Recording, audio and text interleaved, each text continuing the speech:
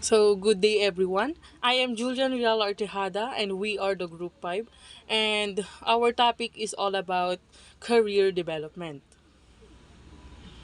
So this is the objectives of our report. So number one is explain the different factors, career development concepts, personal life goals. Number two, identify career option based on different factors, career development concept, and personal life goals. Number three, set a personal career goal based on the result of self-assessment of various personal and external factors. So this is the objectives that we were gonna report for today. Introduction. Planning and choosing a career are one of the crucial parts in career development. Career planning leads to career pathways that entails a lot of factors to consider. Personal career planning is vital in achieving goals in life. To fully realize this, it is important to note the personal and even the external factors as well as the career option to better arrive at good career decision making. Exploring personal life and career goals. Its factors and options would be a great help in the achievement of career development. So, planning and choosing a career are one of the crucial part in choosing a career development. Why? Sure na ba ako sa career ko? Well, maraming tao ang tinatawag nating undecided. Hindi sila makapili or di sila sure sa career na pipiliin. That's why we have a career planning. Para mapag-isipan at magawa ng plano ang career na talagang gusto mo. Dito naman ngayon papasok si good career decision making. When planning a career, we need a lot of factors to consider. Also, in exploring personal life and career goals, well, when you're exploring, you may not know what to do and you might do a lot of mistake, but that's the process. Kasi if you don't make mistake, then you will not learn how to do things properly. Sabi nga ng mga ate ko, it's okay to fail or to do mistake kasi dun ka mas matututo eh. Dun mo malalaman yung mga dapat mong gawin para itama lahat. And it will also be a great help in the achievement of career development. Life goals. Everyone has different goals in life. Life goals are the things we plan, desired, envision to achieve at present or even later in our life. Having goals in life gives an individual direction and life's meaning. Ito yung goals or plano natin sa buhay na gusto natin ma-achieve sa sarili natin.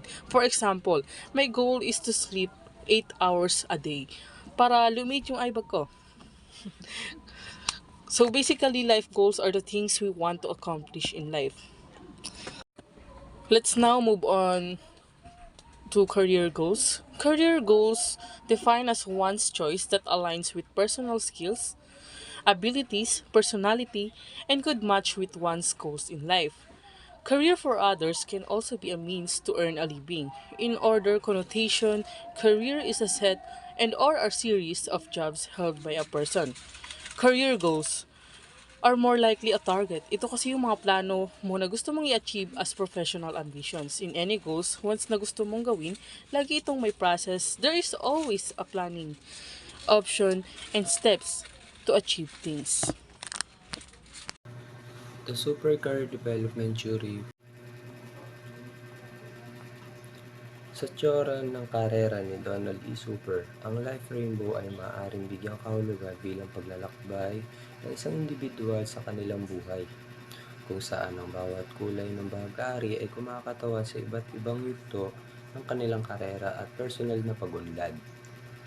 Halimbawa, ang pula ay maaaring magsimbolismo ng pagtuklas ng sariling kakayahan at pangarap, habang ang kulay dilaw ay maaaring kumakatawan sa panahon, paglalakbay at pag-aarap ng mga bagong oportunidad.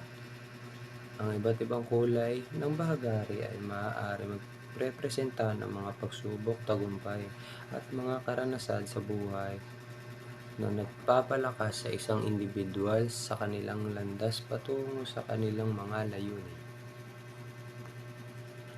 It started in child, student, leisure, then citizen, worker, and the last home worker or parent. In the Super's career development theory, Donald Super created a cycle of ages kung saan nagsisimula ang lahat ng pagpili ng career development. Nagsisimula ito at the age of 5 to 10, 10 to 15, 20 to 26, 26 to 30, 30 to 35, 40 to 45, 50 to 55, 60 to 65, 70 to 75, and 80. And I'll explain why. Donald D. Super's career development theory is perhaps the most widely known lifespan view of career development. Developmental theories recognize the changes that people go through as they mature, and they emphasize a lifespan approach to career choice and adaptation. These theories usually partition working life into stages, and they try to specify the typical vocational behaviors at each stage.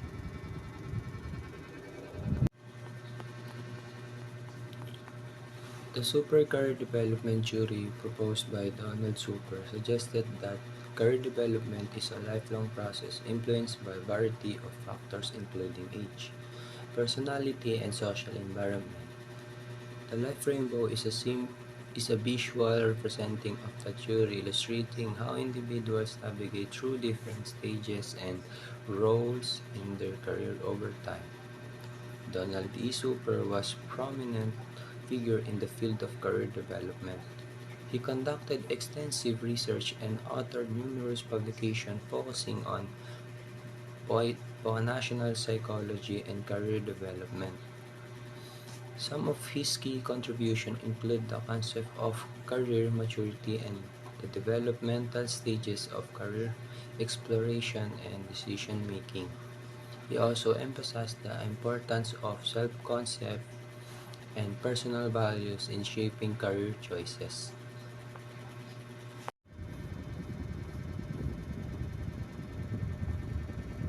Growth. The growth is the person is in the development of self-concept, attitude, needs, and world of work. Person in this stage has no concrete career plans yet. Young ones still love to play the world of work. Growth. Sa edad na 5 taong gulang, dito pa natin nalalaman kung ano ang gusto natin sa paglaki natin. Halimbawa, maging pulis o maging seaman. Exploration shows more of trying out things. No established choice yet. Person in this stage explore based on their experience, like hobbies, classes, and their choices and skills are still tentative. Establishment of work and skills are starting to build due to work experience of the person. In this establishment stage, person has now a better understanding of world of work. Exploration. Sa edad na 10, dito ipinoproseso ang mga pangarap mo at ang mga bago mong pangarap or mga nais makamit. Dito din mag-uumpisa ang iyong paglalakbay. Establishment. Dito naman yung mga stable na ang iyong career at malapit na makamit yung tagumpay na gusto mong makamit. Maintenance. The person now continues to adapt the adjustment and improvement of oneself. It is now the continuation of the previous stage, from entry skill building to maintaining and improvement of work position. Decline.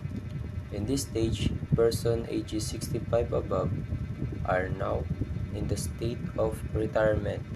They no longer expected to produce more output due to their age limitation.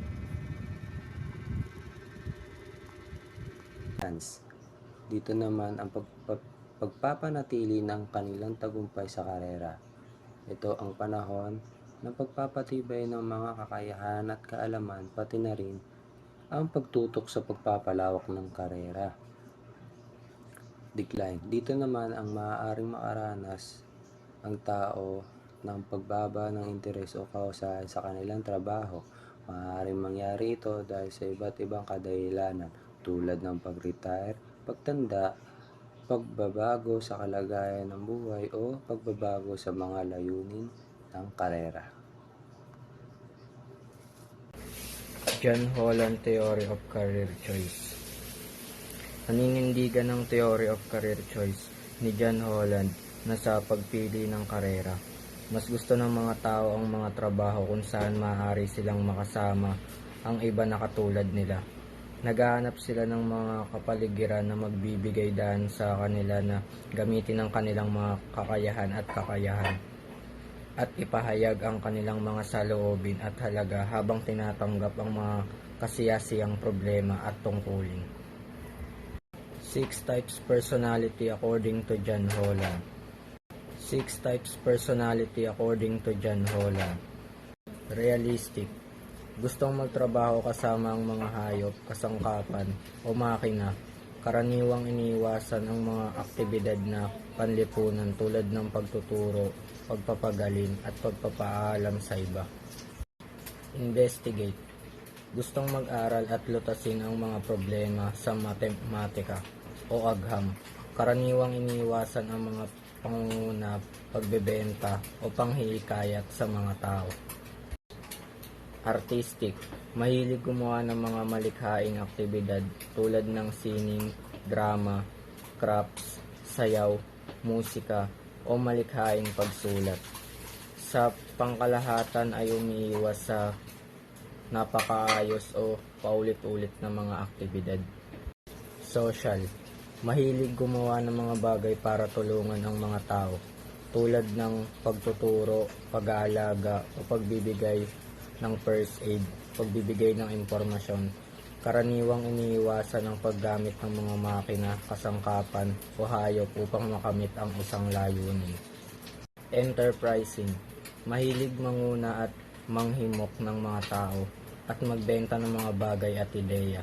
Karaniwang iniiwasan ang mga aktibidad na nangangailangan ng maingat na pagmamasid at siyentipiko analytical na pag-iisip. Conventional. Gustong gumawa ng mga numero, record o machine sa isang set maayos na paraan. Karaniwang iniiwasan ang hindi malabo, hindi nakaayos na mga aktibidad. John Holland's career choice theory explains how personality types and work environment interaction is important to the flexibility of a person. A person who finds his or her personality types fit in his or her work environment, the great chance of achieving satisfaction, success. The diagram summarizes the personality characteristic inventory of the person. Sa theory ni John Holland kung saan nabanggit ni Texon ang mga 6 types career of personality, ito yung RIASEC, which is realistic, investigate, artistic, social, enterprising, and conventional sa theory na to. In-explain niya kung ano yung iba't ibang types of personality ng tao when it comes in career and also pagdating sa trabaho. Mahalaga talaga yung interaction at flexibility also in communicating. Kasi kung wala ka nito, mahihirapan ka sa ginusto o pinili mong career. At the end of the day, ikaw mismo yung aayaw sa pinili mo dahil parang mafe-feel mo na ganito pala yun. Parang ayoko na, ang boring pala kasi. Kasi di ka nagkaroon ng interaction with others. And also, know your personality type. Ika nga sa theory ni John Holland, a person who finds his or her personality types fit in his or her work environment, the great chance of achieving satisfaction, success.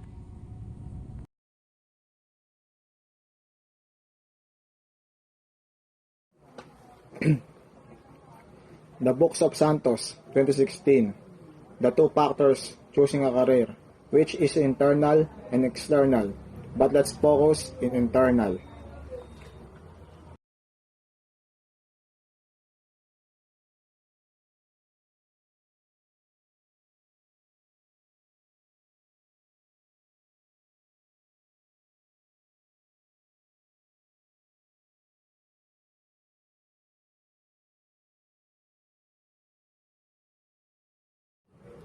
Okay, so naman po nating talakayin ang personal preference.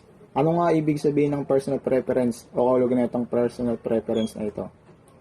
Ang personal preference, ito ay ating sariling kagustuhan. Para makamit ito, kailangan natin magsipag, magtiyaga, para makuha ang mga bagay na gusto natin. Like for example, gusto ko maging pulis, kailangan ko mag-aral na maigi. Para matupad yun, kailangan ko magtapos sa pag-aaral para makuha ko ang mga bagay na gusto ko. Motivation. Ano nga ba ang motivation? Ang motivation, ito ay nagbibigay ng rason upang gawin ng isang bagay na gusto mong makamit. Like for example, gusto ko maging pulis. Kailangan ko po magtapos ng pag-aaral para makamit ito. Sunod naman na po nating talakayin ang self-confidence. Ano nga ba ang self-confidence? Ang self-confidence, ito ay pagkaroon ng tiwala sa sarili o paniniwala sa sarili. Sa pamamagitan nito, dito mo mahuhubog ang pagkatao mo. Ito ay nagbibigay lakas para magawa ang mga bagay na hindi mo kayang gawin. At masusubukan mo ito sa pamamagitan ng self-confidence o yung tiwala sa sarili. Okay, sunod naman po natin talakayin ang personal skills. Ano nga ba ang personal skills? Ang personal skills, ito ay abilidad o kaya ng isang tao o talento ng isang tao o mga kakayahan niyang gawin at hindi niya kayang gawin. Yun po ang tinatawag natin personal skills. Like for example, marunong po ako mag-welding. Yung isa kong kamag-aral, hindi niya po kaya mag-welding. So, may kanya-kanya po tayong kakayahan o abilidad o personal skills. Sunod naman po nating talakayin ang personal characteristics. Ano nga ibig sabihin ng personal characteristics o ibig sabihin nito? Ang personal characteristics, ito ay katangian ng isang tao. Tulad, halimbawa, mabait, matulungin, magalang, maasahan, matapang, kalmado. Yun po ang ibig sabihin ng mga personal characteristics ng isang tao. Personal health.